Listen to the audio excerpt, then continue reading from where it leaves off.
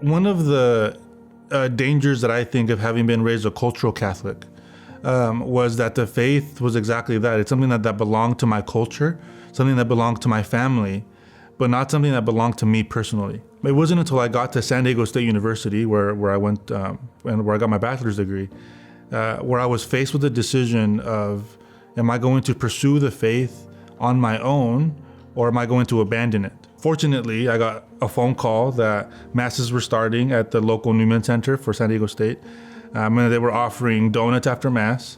And I decided, you know what, I can use breakfast for free, and I can sit through mass for an hour for a free donut. And so I went. And I noticed when I got to the Newman Center that there were people my age. It was my peers who were there without their families. I sensed a joy in them that I've always wanted.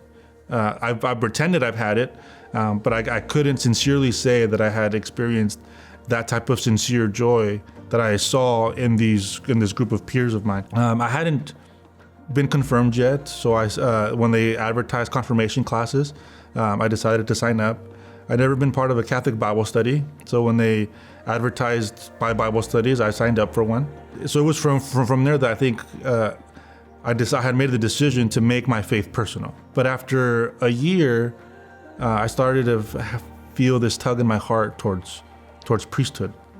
And so I took it to prayer, and I went to a discernment retreat at St. John Seminary. And it was the first time that I felt the Lord really tell me that this is a place that you can call home.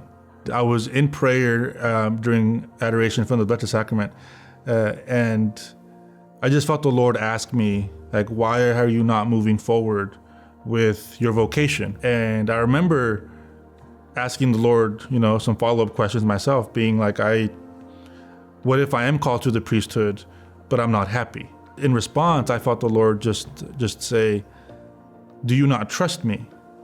If I am calling you to the priesthood, there's nothing that will make you happier. And if I'm not calling you to the priesthood, that will be revealed to you while you're in the seminary. I reached out to the vocation directors, and we started the process for applying from there. And here I am 7 years later, still in love with Christ and His church. And just the more I've served Christ and His church, the more I've wanted to offer myself.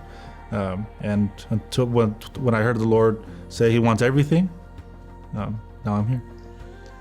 It's easy for us to know about Jesus, but very seldomly do we actually reflect on the question if we know Him personally. If we could help young people understand that the goal in life isn't to be this, have these high accolades or be praised by the world, but rather it's to know that we're loved by Christ and to be in relationship with Him. As a priest, I hope to be involved and invested in the ministries that young people are participating in, so that I could try and help place their hand in the hand of Christ.